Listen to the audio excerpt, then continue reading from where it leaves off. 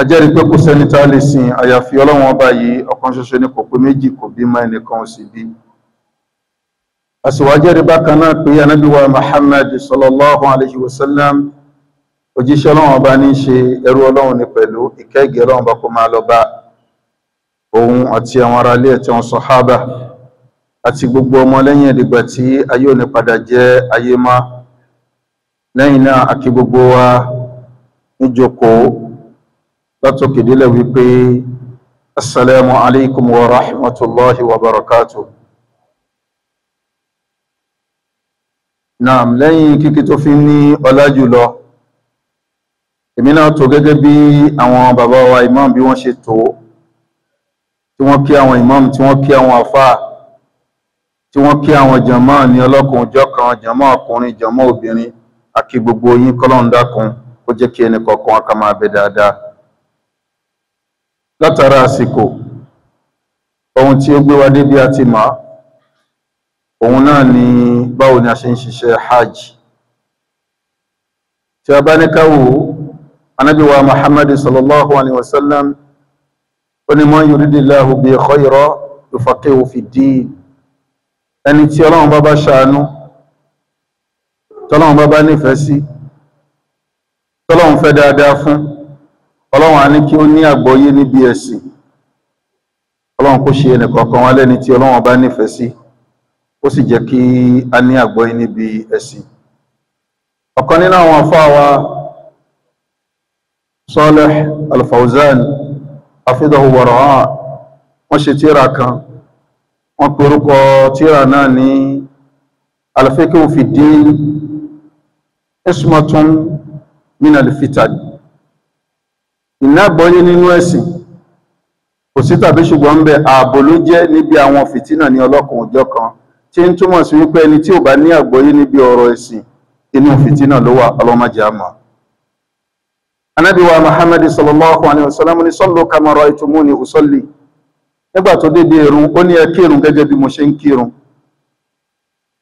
Nígbà tó débi ọ̀rọ̀ hajj, Ànábì wa Muhammad sallallahu alaihi wasallam ó ń ṣiṣẹ́ hajj, ó sì ń sọ wípé litakhudhu anni manasikakum, ẹ gba iṣẹ́ hajj yìí ní ọwọ́ mi o, fa inni la adri la alqakum ba'da ami hadha.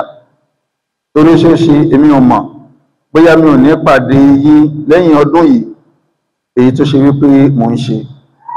Inú àkọọ́lẹ̀ tọ́lọ́run bá sì kọ́lẹ̀ fún òjíṣẹ́ ní Ànábì wa Muhammad sallallahu alaihi wasallam, òun náà ni wípé kò ṣe ju ájì kọ̀ṣù yẹn náà lọ alaihi salatu wassalam.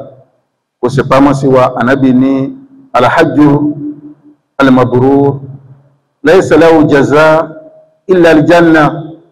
Ájì tí yàn bá ṣe dáadáa, ájì ire tó bá ìlànà tó ń mú, ìlànà tó ṣe pé Ọlọ́run bá ló gbé fún ohun tí yàn bá ṣe tó bá bọ́ sí, kò sí ẹ̀san kan o illa aljanna, àyàfi aljanna. Kọ́lọ́run dákun kí ó ṣe ẹnìkọ̀ọ̀kan wa ní ọmọ aljanna. Ǹjẹ́ látara dí a ṣe àlàyé iṣẹ́ hajj náà fún wa níwọ̀n bá àsìkò péréte kan. Hajj ọ̀nà mẹ́ta ló pín sí, oríṣi iṣẹ́ hajj mẹ́ta ló wà. Kò sí èyí tí yàn ṣe nínú mẹ́tẹ̀ẹ̀ta tó bá ti jẹ́ ìbámu sí ìlànà Ànábì ni sallallahu alayhi wa sallam ó bọ́ sí. Hajj kan sì ni tí wọ́n sọ pé hajjun mabrur, hajj tí ó dáa. Alákọ̀ọ́kọ́ àtàmọ́tún, òun náà ni hajj onígbẹdẹmukẹ. Kí ni ìtumọ̀ eléyìí? Kéèyàn dá níyàn umrah níbi tí wọ́n ti ń dá níyàn lẹ́yìn ìgbà tí a ti kó nínú oṣù Ramadan bùṣe. Nígbà tá a bá wá ṣe léyìí, a ṣe umrah, a parí umrah, àwọn nǹkan ń bẹ tá a fẹ́ kà fún wa. Àwọn nǹkan yìí wọ́n máa sọ wípé tá a bá ti bẹ̀rẹ̀ iṣẹ́ hajj àbí tá a bá ti bẹ̀rẹ̀ iṣẹ́ umrah, ó ti di èèwọ̀, a ò gbọ́dọ̀ ṣe, á kà fún wa. Lẹ́yìn tá a bá parí umrah, àwọn nǹkan náà ó di ẹ̀tọ́ fún wa bẹ̀rẹ̀ sí ní ṣe títí yóò fi di ọjọ́ tá a fẹ́ bẹ̀rẹ̀ iṣẹ́ hajj. A tún bọ́ sínú odi iṣẹ́ hajj. Eléyìí báyìí ààyè tó wà láàrin ẹ̀ tá fi gbádùn ara wa tá fi ṣe fàájì ń bẹ̀ òun ni wọ́n fi pè ní tamattu' amú umra amúlọpàdé ájì ní ìrọwọ́rọsẹ̀. Ẹlẹ́ẹ̀kejì ń bẹ al-qiran ájì oníbejì, òun náà ni wípé kéèyàn dàníyàn umra àti ájì papọ̀ láàyè ibi tó ti yẹ kéèyàn dàníyàn lásìkò kan náà láàyè kan náà, ájì oníbejì èèyàn pa méjèèjì papọ̀ ìyẹn bẹ́ẹ̀. Ẹlẹ́ẹ̀kẹta òun náà ni al-ifrad ájì aláṣọ, tí ń túmọ̀ sí wípé ájì nìkan lèèyàn fẹ́ ṣe, kò sí umra níbẹ̀, kò wá sí èyí tó ṣe wípé èèyàn ṣe níbẹ̀ tó ṣe wípé ó bọ́ sí náà.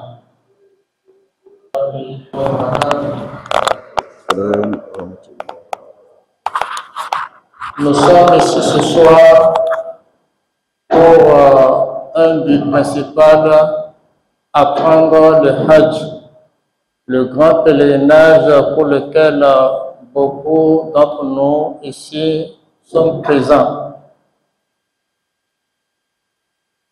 Après le salam, je salue tout le monde tel que l'imam l'a fait, qu'il en soit ainsi. Le prophète sallallahu alayhi wa sallam a dit: celui qui a la haine, il le verse dans la compréhension de la religion. On a cité le nom d'un cheikh, Salih Al-Fawzan. Lui aussi, il a fait un livre pour dire le titre. Lorsqu'on est versé dans la compréhension de la religion, c'est une progression. Ceci signifie que celui qui n'a pas la compréhension réelle de la religion, il est voué à l'échec. Le prophète sallallahu alayhi wa sallam, en parlant de la prière, la salat notamment, il a dit: accomplissez la salat telle que je l'ai accomplie. Accomplissez la salat telle que vous me voyez accomplir la salat. Arrivé sur le Hajj, il a dit: prenez de moi le Hajj tel que vous me le voyez accompli. Il se peut que l'année qui vient, que je ne sois plus de ce bas monde. Et cela a été ainsi. Le prophète n'a accompli qu'un seul Hajj. Le Hajj, proprement dit, il y a trois catégories. La première, at-tamattu, qui consiste à accomplir la Umrah, se désacraliser, revenir à la vie normale et accomplir le Hajj proprement dit après. Ceci signifie qu'il y a des interdits lorsqu'on est dans l'ihram, lorsqu'on fait l'intention d'accomplir la Umrah ou le Hajj. Il y a certaines choses qui nous seront interdites, bien que ces choses ne sont pas interdites lorsqu'on est à la vie normale comme ça. Donc, nous aurons l'occasion de connaître ces interdits. Ça, c'est at-tamattu. Le second, c'est qiran, qui signifie le Hajj jumeau, tel que le cheikh l'a dit. C'est-à-dire, c'est de combiner les deux ensemble. Lorsque tu prends l'ihram, tu formules l'intention de ce Hajj, ça veut dire que tu ne vas pas te désacraliser, tu ne vas plus revenir à la vie normale, tu observes les interdits jusqu'à la fin du Hajj. Et le troisième, c'est ifrad, c'est le fait d'accomplir le Hajj seul. Naam. Síwájú ká tó bọ́ sínú iṣẹ́ hajj náà, tá bá wo mẹ́tẹ̀ẹ̀ta, a rí wípé àkọ́kọ́ tá pè ní at-tamattu, ó ní umra àti hajj nínú. Èkejì tí a pè ní al-qiran, òun náà tún ní umra àti hajj nínú.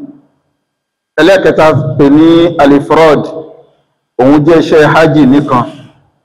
ṣùgbọ́n ká tó wọnú ẹ̀ a fẹ́ ṣàlàyé fúnra wa nípa nǹkan tí àwọn olùmọ̀ máa ń pè ní mahdhuratul ihram, àwọn nǹkan tí ó jẹ́ èèwọ̀ fún gbogbo ẹnikẹ́ni tó bá ti wọnú di iṣẹ́ umrah ni àbí ó bá wọnú di iṣẹ́ hajj ni tó gbọ́dọ̀ jìnnà sí, tí ó gbọ́dọ̀ súnmọ́ nígbà tí ó bá ti wọnú iṣẹ́ yìí títí di àsìkò kan tí wọ́n fi sọ fún èèyàn wípé àwọn nǹkan tó jẹ́ èèwọ̀ náà ó ti padà di ẹ̀tọ́ fún èèyàn. Àwọn nǹkan náà pín sí oríṣi mẹ́ta. Alákọ̀ọ́kọ́ ń bẹ èyí tó jẹ́ ti ọkùnrin nìkan tí ò kan obìnrin ń bẹ. Ẹlẹ́ẹ̀kejì èyí tó jẹ́ ti obìnrin nìkan tí ò kan ọkùnrin ń bẹ. Ẹlẹ́ẹ̀kẹta èyí tó ṣe wípé ó pa ọkùnrin àti obìnrin, ó pa gbogbo wọn papọ̀.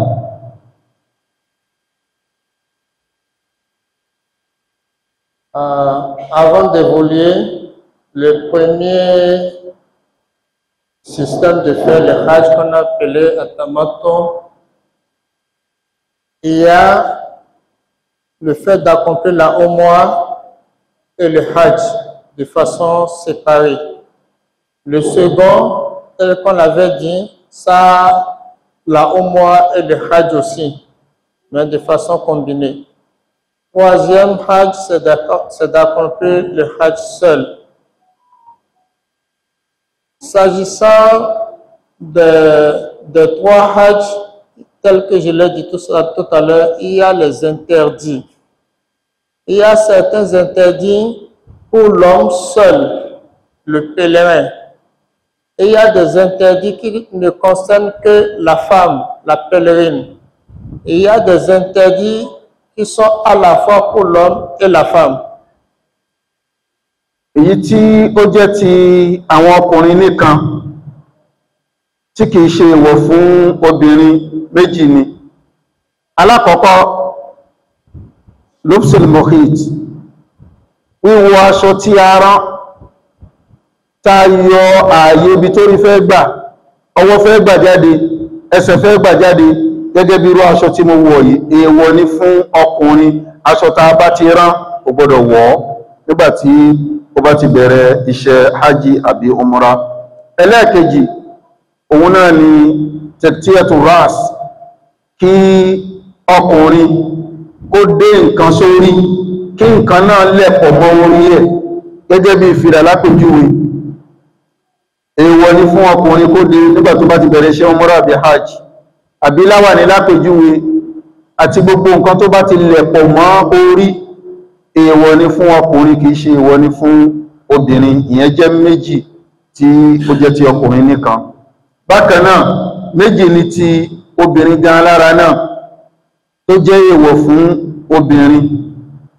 Alákọ̀ọ́kọ́, gẹ́gẹ́ bá ti ṣe mọ̀ nínú Islam, òun náà ni wípé ìmúra mùsùlùmí lóbìnrin, òun náà ni kí ó múra délẹ̀, kó wọ ìjábọ̀ ìdílẹ̀, kó sì lo ohun tí a mọ̀ ní an-niqab, ìyẹn ìbòjú. Ṣùgbọ́n nínú nǹkan tá fi mọ̀ yí pé obìnrin ń bẹ nínú ihram ti hajj ni o, àbí ó ń bẹ nínú iṣẹ́ ti umrah ni o, Islam ní kó ṣí ojú ẹ̀ sílẹ̀, kó má bo ojú náà. Ẹ̀rí tí ń túmọ̀ sí wípé ẹni tó bá bojú, tó bá débi wípé òun dàníyàn tó ti bẹ̀rẹ̀ iṣẹ́, ó gbọ́dọ̀ ṣí ojú ẹ̀ kalẹ̀. Eléyìí jẹ́ àkọ́kọ́. Ẹlẹ́ẹ̀kejì, òun náà ni ohun tí a mọ̀ ní ìbọ̀wọ́, al-qafazan, obìnrin kò gbọ́dọ̀ lò. Eléyìí náà yóò máa jẹ́ àmì wípé obìnrin yìí ń bẹ nínú iṣẹ́ umrah àbí ó ń bẹ nínú iṣẹ́ hajj. Ṣùgbọ́n tó bá ṣẹlẹ̀ wípé ibi tóbìnrin náà gbé wà ó ń sá fún àwọn ẹni tí ò yẹ kí wọ́n rí ojú ẹ̀, Islam ń fẹ́ wípé lásìkò yẹn kó bo ojú náà. Lẹ́yìn ìgbà tó bá tó kó ní agbègbè náà, ó ṣí ojú ẹ̀ kalẹ̀, nítorí wípé ó ń bẹ nínú iṣẹ́ hajj àbí umrah. Parmi les interdits, ce qui ne concerne que l'homme, c'est deux interdits. L'homme, après avoir formulé l'intention d'accomplir la umrah ou bien le hajj, ne doit pas porter d'habit cousu. Tout ce qui est cousu jusqu'au slip, il ne va rien porter comme habit cousu.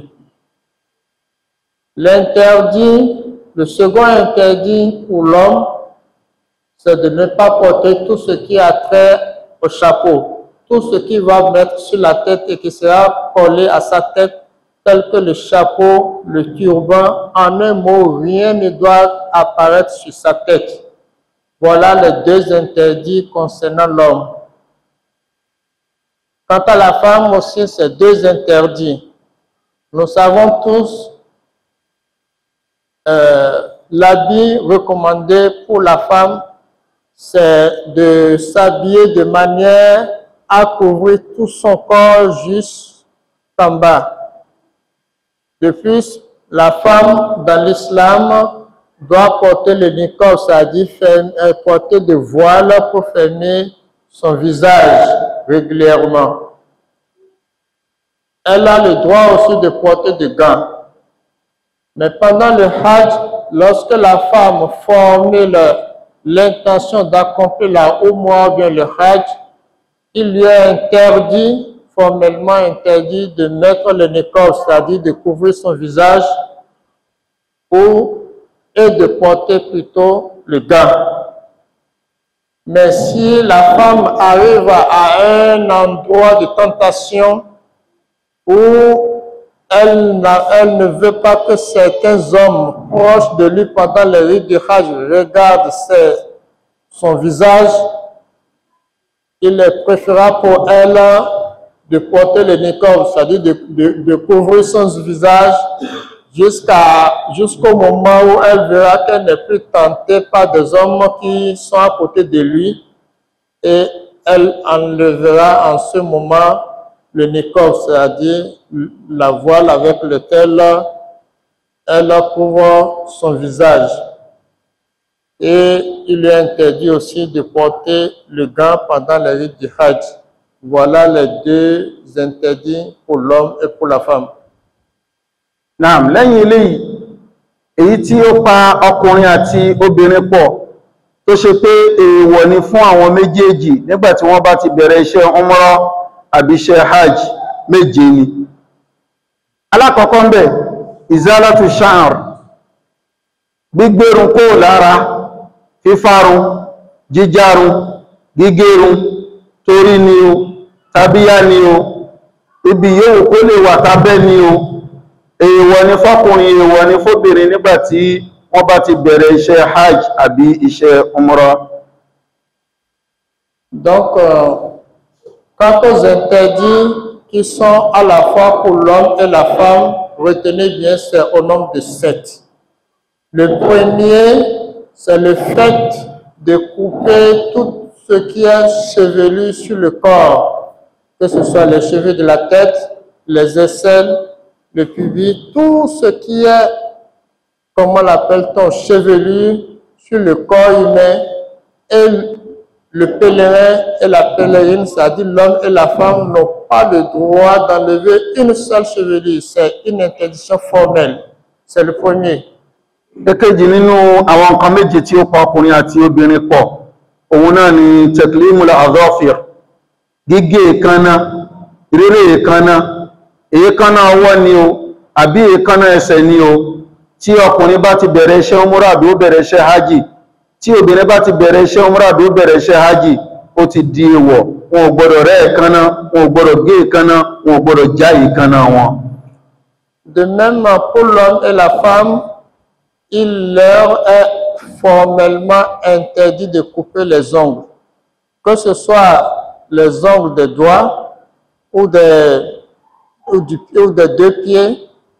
Nul n'a le droit de couper les ongles. C'est le deuxième interdit. Ẹlẹ́kẹta nínú ohun tí ó pa àwọn méjèèjì papọ̀, òun náà ni istimalu tib, lílo nǹkan olóòórùn parfum sí ara ni o, sí aṣọ ni o, lẹ́yìn ìgbà tí wọ́n ti dàníyàn tí wọ́n ti bẹ̀rẹ̀ iṣẹ́, yálà iṣẹ́ Umrah ni àbí iṣẹ́ Hajj ni, wọn ò gbọdọ̀ lo nǹkan tó bá ti jẹ́ nǹkan olóòórùn èyí tó ṣe pé ó ń ta sánsán.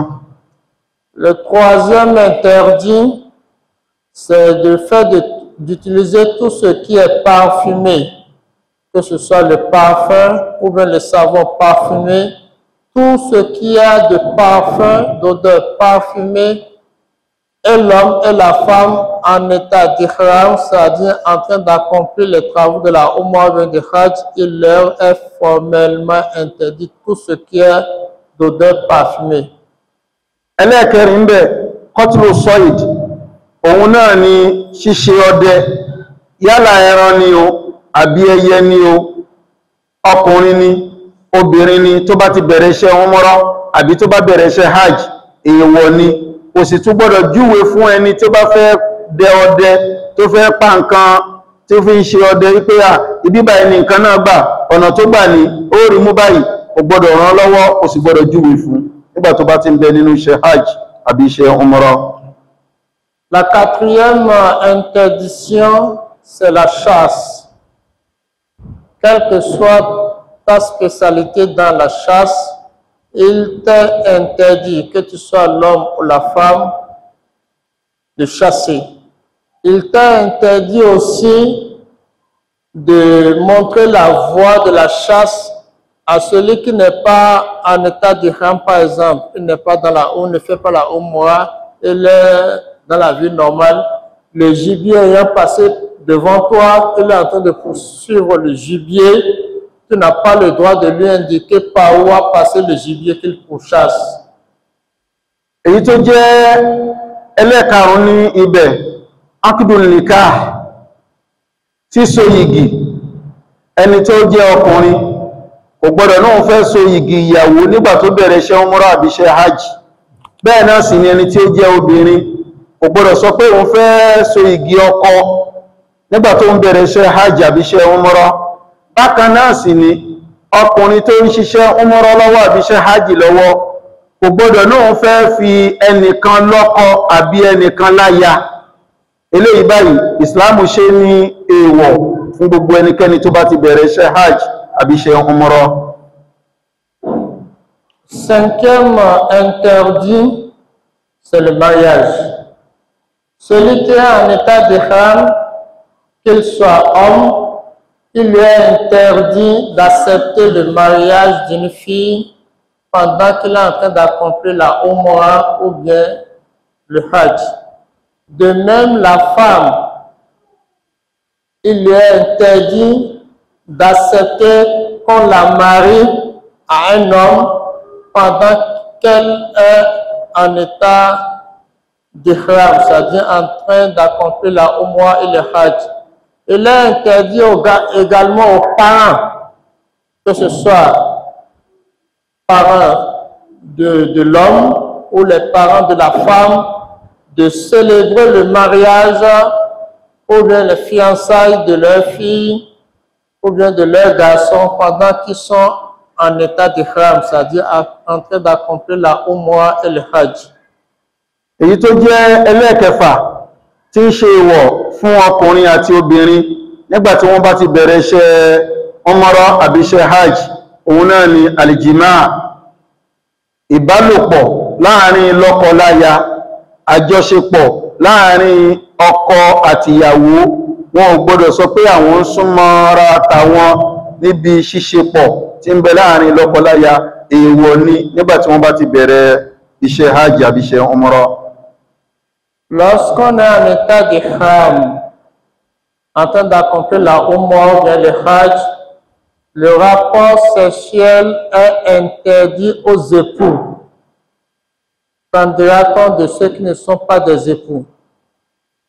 C'était déjà même interdit. Mais pendant qu'on est en état d'ihram, en train d'accomplir la Umrah, le Hajj, quelle que soit la tentation du diable ou bien c'est maintenant que je vois que ma femme, elle est devenue plus belle, elle m'attire. Non, c'est formellement interdit, même si l'occasion s'y prête. Èyí tí ó jẹ́ ẹlẹ́ẹ̀keje ń bẹ tí ó pa ọkùnrin àti obìnrin papọ̀, al-mubasharatu bi-shahawa, ay bi niyyati shahawa. Òun náà ni muqaddimatul jima', àwọn ìtìsíwájú tí máa ń wáyé síwájú kó tó di wípé àjọṣepọ̀ wáyé láàrin lọ́kọ-láya, gẹ́gẹ́ bí wípé à ń sopọ̀ mọ́ra ẹni, à ń fanimọ́ra. Ìfanimọ́ra yìí láníyàn pé èèyàn ní àví, gbígbé tára ọkùnrin máa ń gbé, gbígbé tára obìnrin máa ń gbé, òun ló fà á níyàwó fi dìmọ́ ọkọ ẹ̀, èèwọ̀ ni. Òun ló fà á lọ́kọ fi dìmọ́ ìyàwó ẹ̀, èèwọ̀ ni. Àbí ohun tá a mọ̀ ní kiss tó ṣe wípé kiss tíyàwó fẹ́ fún ọkọ ọlá wípé ó ní àví ara ẹ̀ gbé ni, àbí tí ọkọ fẹ́ fún ìyàwó ẹ̀ ọlá wípé ara ẹ̀ gbé ni, àti ìdìmọ́ra ẹni àti àwọn nǹkan ní ọlọ́kan òjọ́ kan lóríṣiríṣi tí máa ń ṣẹlẹ̀ kí àjọṣepọ̀ kó tó wáyé. Bélé yìí bá wáyé ká máa mọ̀ wípé a ti kó sínú nǹkan èèwọ̀ èyí tí Islam ní ká jìnà sí. Nous savons tous qu'entre époux, avant le rapport sexuel, il y a les avances. L'homme doit filtrer sa femme. C'est une ordonnance prescrite en islam. Mais c'est interdit pendant lorsqu'on est en train d'accomplir la Umrah ou bien le Hajj. Tout ce qui avance, même le simple baiser, c'est interdit, formellement interdit. Ah, papa, tu es devenu plus beau, hein? Ne le dis pas pendant que vous êtes en train d'accomplir la Umrah ou le Hajj. Chérie Coco, vraiment, tu es devenu plus belle, hein? C'est interdit de prononcer cette phrase.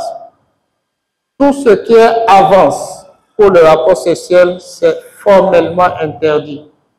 Ṣùgbọ́n tó bá ṣe wípé àníyàn tí ọkọ tó fi kí sí ìyàwó ẹ̀, àbí tí ìyàwó fi kí sí ọkọ ẹ̀, àbí tí ìyàwó tó fi so mọ́ ọkọ ẹ̀, àbí tí ọkọ fi so mọ́ ìyàwó ẹ̀, kìí ṣe àníyàn wípé ara gbé níní àví.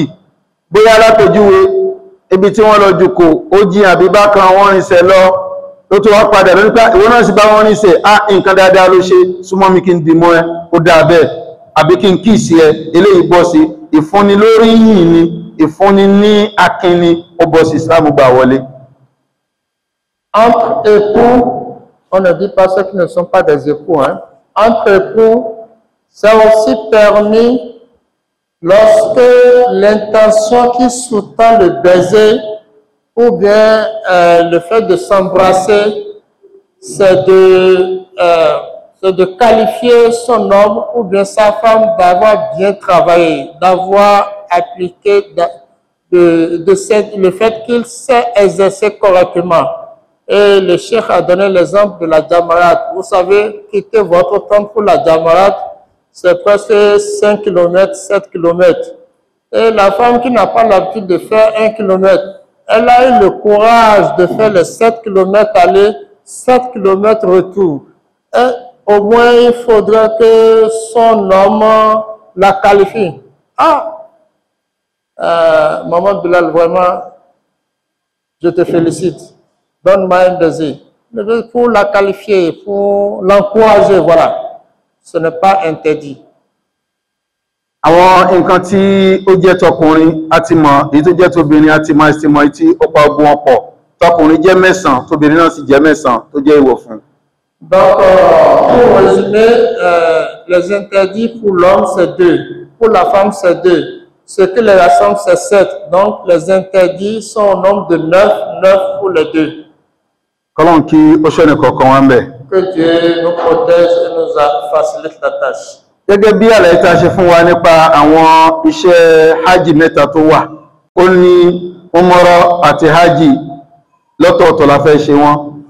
Ìkan ń bẹ tó ṣe pé bàbá ṣe ń parí umrah bẹ́ẹ̀ náà láti máa wọnú iṣẹ́ hajj pẹ̀lú ẹ̀.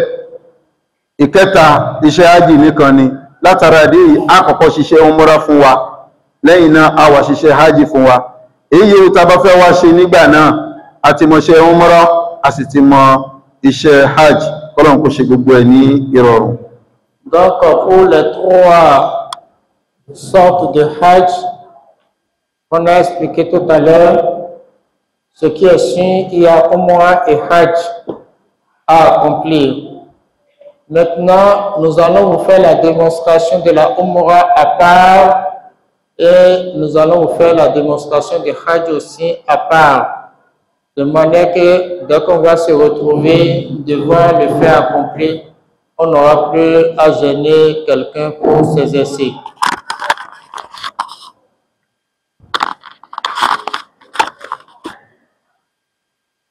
Nous les hommes, regardons bien.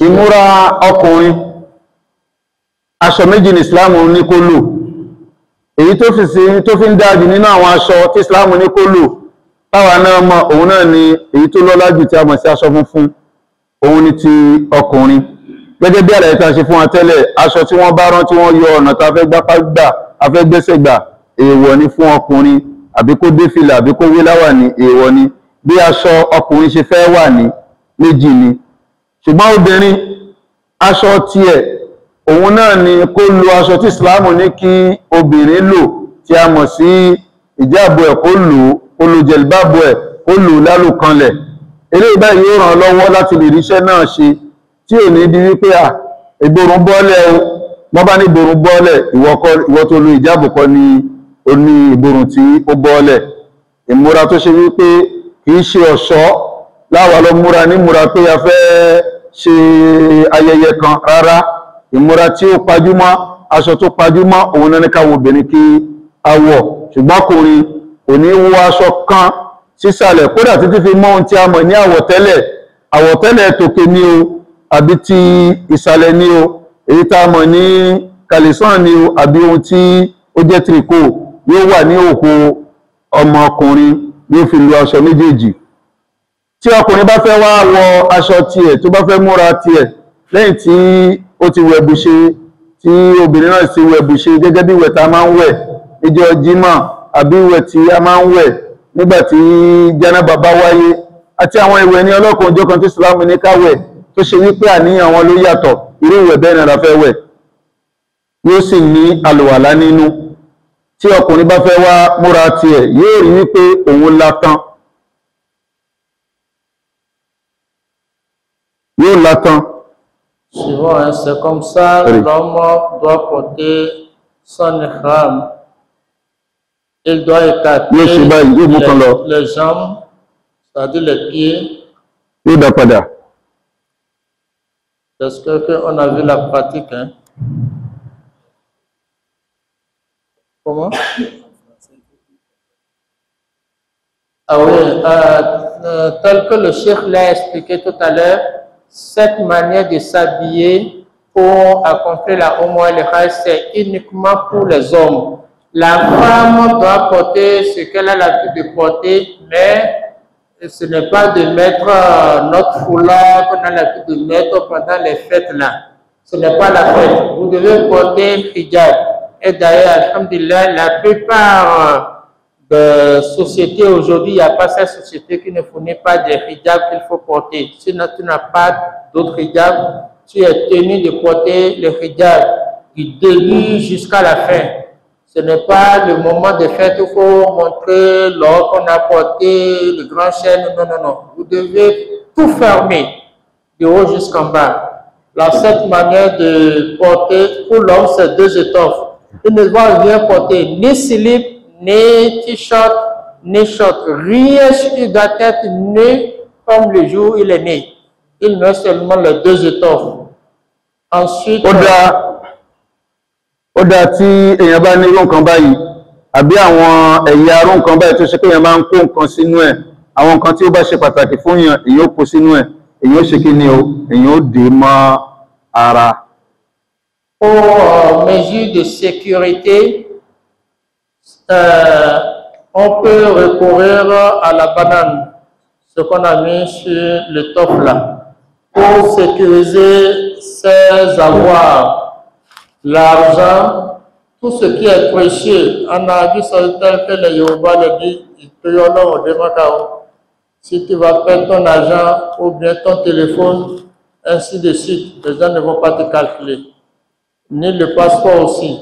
Et je passe par là pour vous expliquer. Le passeport est précieux. Lorsque vous faites...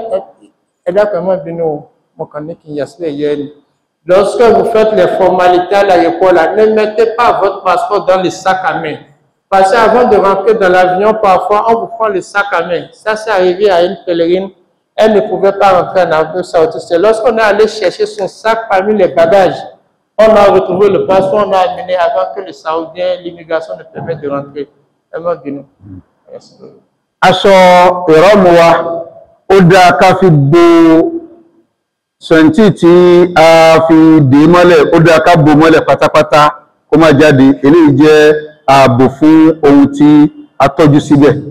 Donc, la banane, après l'avoir posée, c'est recommandé de plier l'étoffe sur la banane pour protéger la banane contre d'éventuels, on ne sait jamais, voleurs. Ça arrive. Il y a d'autres qui ne viennent pas pour le Hajj, c'est pour te voler. Àǹfààní tó wà níbi wípé tá bá fẹ́ wé aṣọ yìí ká la tán, òun náà ni wípé gbà tá bá fẹ́ bẹ̀rẹ̀ sí ní rìn, a lè yọ pa wa dáadáa, a lè rìn dáadáa. Ṣùgbọ́n tá bá pa ẹsẹ̀ pọ̀, tá fi wé ẹsẹ̀ nílé rìn gẹ́gẹ́ bá ṣe ń fẹ́. Donc, de manière pratique, le fait d'écarter les jambes avant de porter l'étoffe du ihram, c'est pour nous permettre de pouvoir faire de bons pas. Si on serre les jambes avant de porter ça, on ne pourra pas marcher correctement. Aṣọ kejì nísìn, a mú òun sí òkè gẹ́gẹ́ bá ṣe gbé sí ọrùn báyìí. A rí wípé ẹ̀gbẹ́ kékeré, a wá rí wípé kí ni ẹ̀gbẹ́ kékeré èyí tí ó wà ní ọwọ́ òsì wa, a gbé síbi abíyá wa. Èyí tí ó pọ̀ tí ń bẹ lọ́wọ́ ọ̀tún yìí, a wá jù sí òkè ní èjìká wa òsì, yóò wà báyìí. Donc, pour porter la seconde étoffe qui est en haut, on doit porter ça tel que le cheikh l'a fait, c'est-à-dire mettre la plus petite partie du côté gauche, enfoncer ça du côté droit et envoyer ce qui est du côté droit qui est plus large sur le côté gauche. Ní báyìí àti múra, èyí tó kù náà ni pé kí a lọ sí ààyè ibi tí a ti máa ń dà níyàn. Àwa tí a kó lọ́dọ̀ wa ní báyìí ní Benin, ní Togo, Nigeria, Ghana, lọ́bẹ̀, a ti máa ń fi ibi tí ó ti yẹ ká dà níyàn sílẹ̀ lókè. Ṣùgbọ́n látara àánú tí Ọlọ́run ọba fún wa, a máa ń ní àǹfààní láti lè kọ́kọ́ ya Mọ̀dínà náà. Tí a bá dé Mọ̀dínà, àwa náà máa ń wá dà níyàn láàyè ibi tí àwọn ẹni tí wọ́n ń gbé lu Mọ̀dínà, láàyè ibi tí wọ́n ti ń dà níyàn. Látara ọ̀rọ̀ Ànábì tó sọ wípé hunna lahunna wa liman ata alayhinna min ghayri ahlihinna liman arada al-hajja aw al-umra. Lẹ́yìn tí Ànábì fi àwọn ààyè ibi ìdàníyàn márààrún kalẹ̀ bù ṣe, Ànábì wa sọ wípé sallallahu alayhi wa sallam, ààyè tó ń sọ yẹn ó ń bẹ fún àwọn ẹni tí ń gbé bẹ̀, àti gbogbo ẹnikẹ́ni tó bá gbabẹ̀ kọjá tó ṣe pé kìí ṣe ará bẹ̀, tó fẹ́ ṣiṣẹ́ hajj àbí tó fẹ́ ṣiṣẹ́ umura, ààyè náà ti di ààyè tiẹ̀ náà tó ń náà dà níyàn níbẹ̀. Donc, pour accomplir la umra ou bien le hajj, il y a des endroits précis qu'on appelle Miqat, que le prophète a indiqué. Il y a 5 frontières comme ça au total. Et le prophète sallallahu alayhi wa sallam a dit que celui qui les frontières dont on appelle Miqat là, lorsque vous arrivez là-bas pour former l'intention de la Umrah pour le Hajj, c'est valable pour ceux qui sont des habitants de la zone, comme ceux qui sont arrivés d'ailleurs pour accomplir la Umrah ou bien le Hajj. Iṣẹ́ Umrah la fẹ́ ṣe fún wa. Gbogbo àlàyé ṣe àti ìbẹ̀rẹ̀ iṣẹ́, a kàn múra kalẹ̀ ni, àti wà nínú àlùwàlá. Èyí tó kù ní pé ká mọ iṣẹ́ wo ni iṣẹ́ Umrah. Iṣẹ́ Umrah mẹ́rin ni. Alákọ̀ọ́kọ́ al-ihram, kéèyàn dàníyàn àti ìdàníyàn. Ẹlẹ́ẹ̀kejì at-tawaf, kéèyàn rọ kiri ká ní Olúwa tí a mọ̀ sí al-Ka'batul Musharrafa, ìyẹn Baytullahil Atiq, kéèyàn yípo ẹ̀ lẹ́ẹ̀méje. Ẹlẹ́ẹ̀kẹta as-sa'yu bayna as-Safa wal Marwa, ìpọ̀ṣẹ̀ṣẹ̀ láàrin Safa sí Marwa lẹ́ẹ̀méje. Èyí tí ó jẹ́ ẹlẹ́ẹ̀kẹrin bẹ̀ al-halqu aw at-taqsir, kéèyàn fárí àbí kéèyàn dúrun, eléyìí ni ẹlẹ́ẹ̀kẹrin. Tí mẹ́rẹ̀ẹ̀rin bá ti pé, iṣẹ́ Umrah ó pé nìyẹn. Orí ọwọ́ iṣẹ́ kọ̀ọ̀kan láti ṣe àlàyé náà fún wa tí ó fi yé pẹ̀lú ògbó Ọlọ́run. Donc, tout ce qu'on a dit jusque-là, on n'a pas encore commencé la Umrah. C'est la Umrah qu'on veut expliquer d'abord avant le Hajj. Pour accomplir la Umrah, il y a 4 actes à poser. Lorsque l'un fait défaut, la Umrah aussi fait défaut. Avant ça, j'ai oublié de dire tout à l'heure, avant de porter l'ihram, que ce soit l'homme ou la femme, on doit prendre le bain rituel qu'on a l'habitude de faire lorsque peut-être après rapport sexuel ou bien après les règles ou bien le jour de vendredi, ainsi de suite. C'est la même manière de prendre le bain.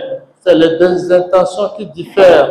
On doit formuler l'intention de prendre ce bain-là pour accomplir la Umrah et on prend le bain comme cela se doit en faisant les ablutions. L'ablution doit être inclue dans le fait de prendre ce bain.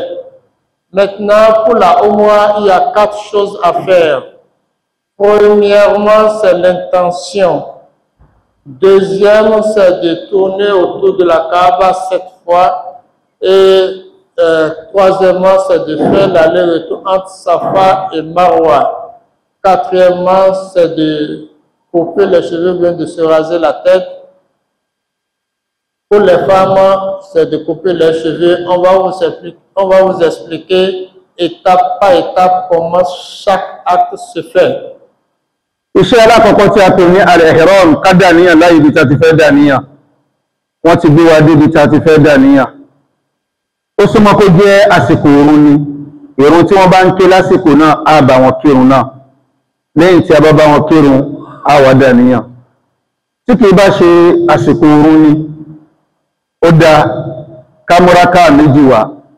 Rákà méjì náà ó lè jẹ́ ti tahiyatul masjid, èyí tá a fi kí mọ́sálásí níbi tá a ti ń dàníyàn, àbí yìí tó ṣe wípé a ṣe ní ti àlùwàlá wípé sunnatul wudu. Bá a bá sì wá kó àníyàn méjèèjì papọ̀ wípé náfílà méjì tí mo fẹ́ yàn yín ó jẹ́ ti àlùwàlá tí mo ṣe àti ti ìkí mọ́sálásí ó bọ́ sí. Tí a bá yan náfílà méjì náà bù ṣe, ìgbà náà lèèyàn fẹ́ dàníyàn. Lorsqu'on finit le bain rituel et qu'on a déjà mis l'étoffe qu'il faut pour l'homme, la femme ainsi, comme on l'a expliqué tout à l'heure, et que nous arrivons dans la mosquée dédiée pour formuler l'intention. Lorsqu'on entre dans la mosquée, c'est au moment où la prière obligatoire, l'une des prières obligatoires est en train d'être observée. On rentre dans la Jama, mais en même temps, on accomplit la prière avec la Jama. Mais par contre, si ce n'est pas le moment de la prière et que nous voulons rentrer dans la mosquée, nous allons formuler l'intention de faire 2 rakats qui est recommandé par la sunna d'accomplir après avoir fait les ablutions. Beaucoup d'entre nous ne le savent pas. Donc, dès que tu finis l'ablution, c'est recommandé de faire 2 rakats même si tu es dans ton pays. Maintenant, si vous arrivez dans la mosquée où il faut formuler l'intention, il est recommandé d'accomplir 2 rakats pour ça et d'accomplir 2 rakats aussi pour saluer la mosquée, tel que le prophète l'a recommandé. Celui qui arrive dans la mosquée, dans n'importe quelle mosquée, il doit accomplir 2 rakats pour saluer la mosquée. Maintenant, on peut jumeler les 2 intentions et accomplir 2 rakats seulement. Nous formulons l'intention que je vais accomplir 2 à la fois, 2 rakats pour ce qu'il faut faire après les ablutions et 2 rakats pour saluer la maison. On formule les 2 intentions et on fait 2 rakats. Lẹ́yìn tí a bá yan náfílà méjì náà bù ṣe, a wá dàníyàn umrah.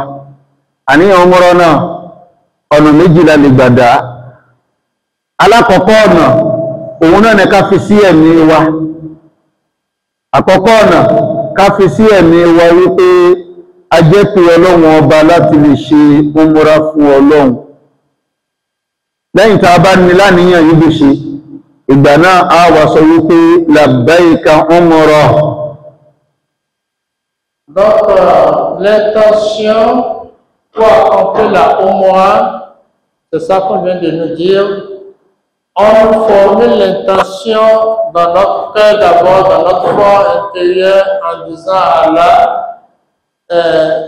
je réponds à l'appel d'Allah pour accomplir la Umrah, pour accomplir une Umrah, et on peut le dire, on se fait sur ça à haute voix, mais pas une voix qui va gêner ceux qui sont à notre alentour. On dit la Labbaïka Umrah. Àbí a sọ wípé labbaika Allahumma umrah. Ou bien de dire Labbaïka Allahumma Umrah. Kò sí ìta sọ nínú méjèèjì tí ó bọ́ sí. Les deux sont valables, Labbaïka Umrah, Labbaïka Allahumma Umrah. Ce signifie tout simplement, je réponds à ton appel pour une Umrah, ou bien je réponds à ton appel, oh Allah, pour une Umrah. Kí wọ́n jẹ́ kí a jọ sọ gbólóhùn yẹn pé labbaika umrah. Disons ensemble Labbaïka Allahumma Umrah. Répétez ça s'il vous plaît, Labbaïka Allahumma Umrah. لبيك اللهم أمرا لبيك اللهم أمرا ou bien لبيك أمرا لبيك أمرا لبيك أمرا l'une ou l'autre est valable. Gbólóhùn tá sọ yẹn, gbogbo ohun tá kà fún wa tẹ́lẹ̀ wípé mẹ́sàn jẹ́ tọkùnrin, mẹ́sàn jẹ́ ti obìnrin, gbogbo nǹkan náà ti di èèwọ̀ fún wa, a gbọ́dọ̀ débi ẹ̀ o. Tous les interdits cités tout à l'heure deviennent exécutoires à partir du fait qu'on a formulé l'intention en disant Labbaïka Umrah ou bien Labbaïka Allahumma Umrah. Dès que tu prononces l'une des deux, les interdits, les 9 interdits pour l'homme deviennent exécutoires et les 9 interdits aussi deviennent exécutoires pour la femme. Nígbà náà láwa máa sọ wípé labbaik Allahumma labbaik labbaik la sharika laka labbaik innal hamda wan ni'mata laka wal mulk la sharika lak.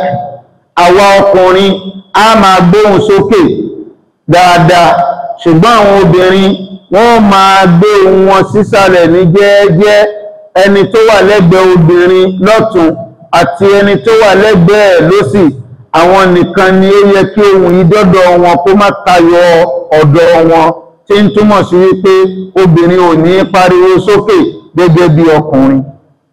Après avoir formulé l'intention, on fait sur cela de ce que le cheikh vient de dire, Labbaïk Allahumma labbaïk, labbaïk la sharika laka labbaïk, innal hamda wan ni'mata laka wal mulk la sharika lak. Les hommes vont prononcer cette prière à haute voix, tandis que la femme va prononcer à une voix basse, de telle enseigne que c'est ceux qui sont à sa droite ou à sa gauche qui vont entendre. Sa voix ne doit pas porter plus loin que ça. Donc c'est ce qui est recommandé. On va continuer à répéter cette prière jusque là où le chef va dire. Eléyìí náà máa sọ títí a fi dé ìlú Mọ́kà. Nígbà tí a bá dé ìlú Mọ́kà, bóyá a fẹ́ tún ọ̀rọ̀ ṣe ní o, a tún ọ̀rọ̀ aláwa ṣe. A máa ṣe bẹ́ẹ̀ títí a fi dé haram.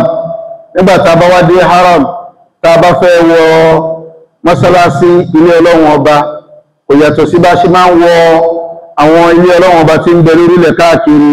A ṣe àdúrà tí Islam ní ká ṣe nígbà tá a bá fẹ́ wọ mọ́sálásí.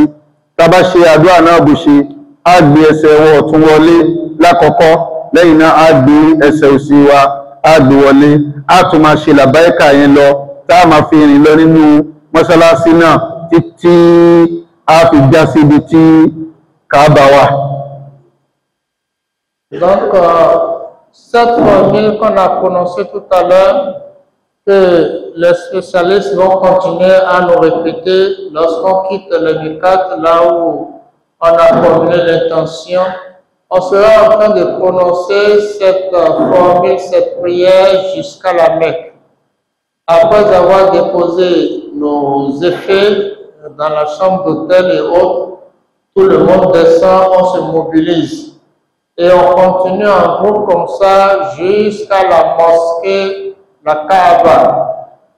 Celui qui veut reprendre ses ambitions, il reprend ses ambitions. Après les ambitions, il continue toujours de répéter la prière dite tout à l'heure jusqu'à la vue de la Kaaba. On marche à l'intérieur de la Kaaba jusqu'à ce qu'on arrive à la Kaaba. Nígbà tí a bá rí Kaaba, iṣẹ́ alákọ̀ọ́kọ́ òun ti parí, làbáyíkà tá ń bá bọ̀ ó ti dúró nìyẹn. Donc, la première partie de la Umrah, le premier acte à accomplir s'arrête lorsqu'on voit la Kaaba. Labbaik Allahumma labbaik, labbaik la sharika lak labbaik, jusqu'à la fin. On arrête de prononcer cette prière dès qu'on voit la Kaaba. Nígbà tí àárín lọ títí ta fi rí Kaaba, ta wá já sí àárín náà báyìí pé a ti wọlé báyìí àárín títí a kàn ní pé Kaaba ló wà ní iwájú wa yìí. Kí ni nǹkan tó kàn? Òun náà ni láti lè mọ ibi tíṣẹ́ ti fẹ́ bẹ̀rẹ̀, tọ̀wáàfù tá a fẹ́ ṣe, ibi ló ti fẹ́ bẹ̀rẹ̀, kí la fẹ́ wá ṣe, á gbójú wa sókè, á máa wo iná vet, èyí tí ó bá wà lókè. Bá a bá wá ti rí iná vet, wípé ibi báyìí ni iná náà wà, ẹ jẹ́ ká kẹ̀yìn sí iná náà. Kíkẹ̀yìn wa sí iná náà, ibi tá a dojú kọ lára Kaaba, ó ń túmọ̀ sí wípé ibẹ̀ ni Al-Hajarul Aswad, òkúta dúdú wà, ibẹ̀ láti fẹ́ bẹ̀rẹ̀ iṣẹ́. Donc, dès qu'on voit la Kaaba, automatiquement, quelle que soit l'entrée par laquelle on est venu à la Kaaba, il y a plusieurs entrées.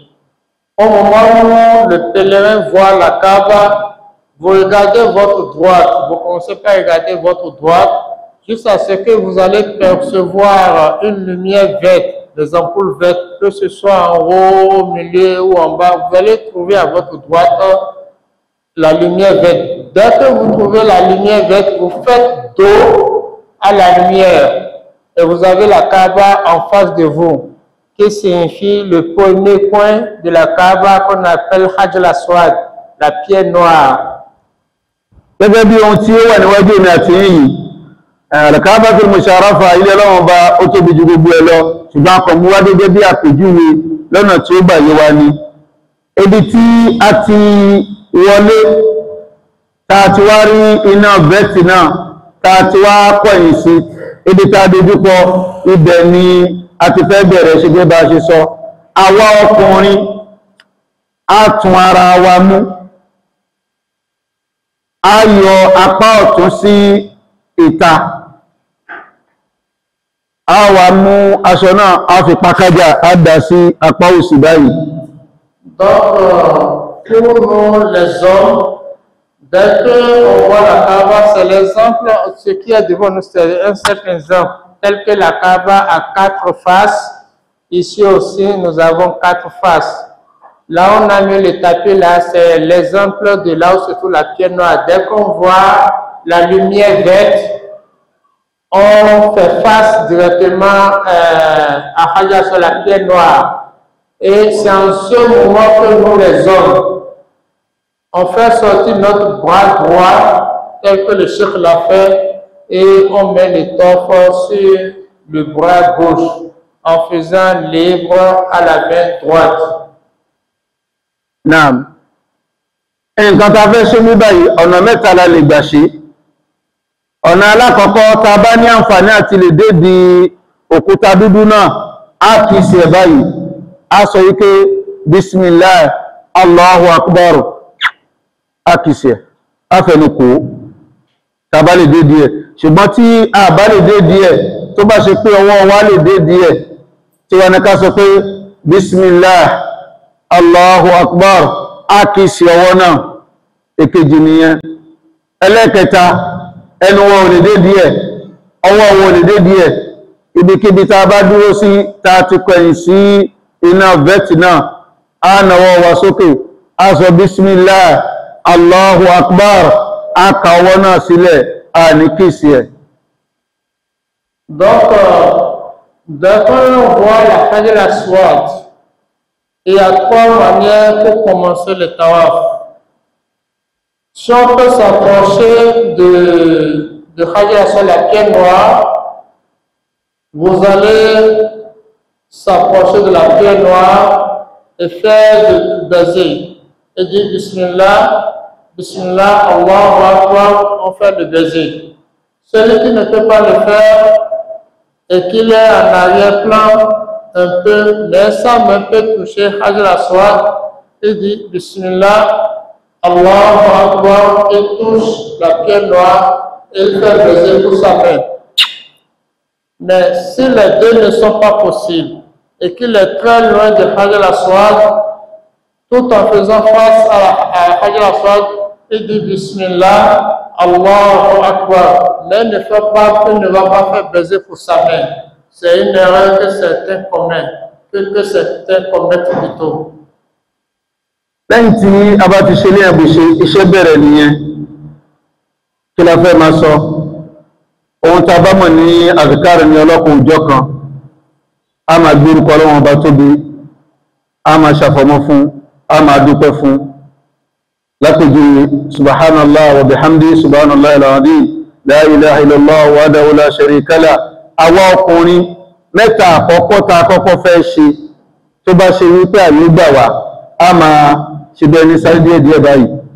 Ààyè tá a wà yìí ohun tí wọ́n gbé kalẹ̀ yìí wọ́n fi ṣe mọ̀kọ́mù Ibrahim, àyè tí ànábì Ibrahim tí ó dúró sí alayhi salam. Tó bá wúyàn èèyàn lè la ohun àti Kaaba kó máa bá tọwọ́ fọ ẹ̀ lọ́wọ́ bọ́ sí. Tó bá sì tún wúyàn ìyẹn ni pé báyìí bá ṣe wà sí ní o èèyàn lè da ohun àti Kaaba pọ̀ kéèyàn tọwọ́ fọ ẹ̀ kò sí tí ó bọ́ sí. Èèyàn máa ṣe àwọn adhkar la ilaha illallah wahdahu la sharika lah lahul mulku wa lahul hamdu wa huwa ala kulli shay'in qadir.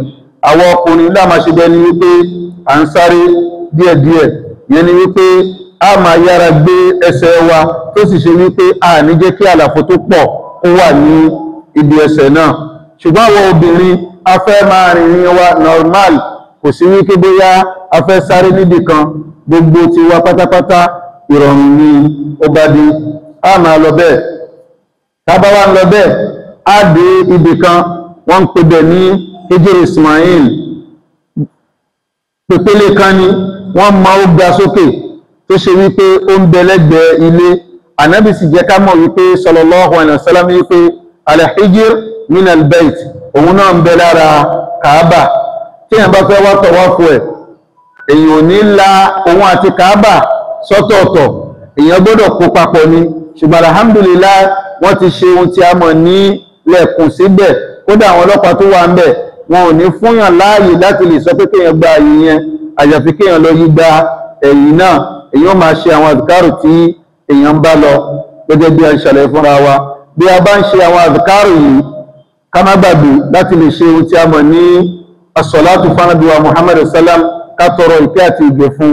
Lẹ́yìn náà ká ṣe àdúrà fún orí ara wa, ká ṣe àdúrà fún orí ara wa, ká ṣe àdúrà fún ẹni tá a mọ̀, ká sì